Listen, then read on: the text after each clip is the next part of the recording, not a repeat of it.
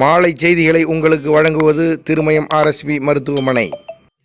விழுப்புரத்தில் திமுக சார்பில் பல்வேறு பகுதிகளில் நீர்மோர் பந்தல்களை கள்ளக்குறிச்சி எம்பியும் விளையாட்டு மேம்பாட்டுத்துறை துணை செயலாளர் பொன் கௌதம் சிகாமணி அவர்கள் திறந்து வைத்து பொதுமக்களுக்கு இளநீர், தர்பூசணி, வெள்ளரி மற்றும் பழச்சாறுகளை வழங்கினார்.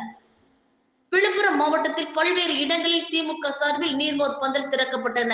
கோடை வெயிலின் தாகத்திலிருந்து மக்களை பாதுகாத்திடும் வகையில் நீர்மோர் பந்தல்களை திறந்து உதவ வேண்டும் என்று திமுகவினருக்கு கட்சி தலைவரும் முதல்வருமான மு.க.ஸ்டாலின் வேண்டுகோள் விடுத்திருந்தார். அதன் அடிப்படையில் விழுப்புரத்தில் திமுக சார்பில் நீர்மோர் பந்தல்கள் அமைக்கப்பட்டன.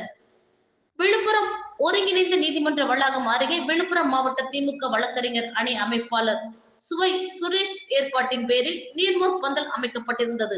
இந்த பந்தலை கள்ளக்குறிச்சி எம்பியும் விளையாட்டு மேம்பாட்டு அணியின் துணை செயலாளருமான கௌதம சிகாமணி திறந்து வைத்து பொதுமக்களுக்கு நீர், மோர், தர்பூசணி, வெள்ளரிக்காய், பழச்சாறுகள் மற்றும் தண்ணீர் பாட்டில்களை வழங்கினார். அதே போன்று வளவனூர் பேரூராட்சிக்குட்பட்ட மார்க்கெட் வீதியில் நிழற்குடை அருகே வளவனூர் பேரூர் செயலாளர் ஜீவா ஏற்பாட்டின் பேரில் நீர்மோர் பந்தலையும், விழுப்புரம் பழைய பேருந்து நிலையம் அருகே நகர மாணவரணி அமைப்பாளர் மணிகண்டன் ஏற்பாட்டில் நீர்மோர் பந்தலை திறந்து வைத்தார்.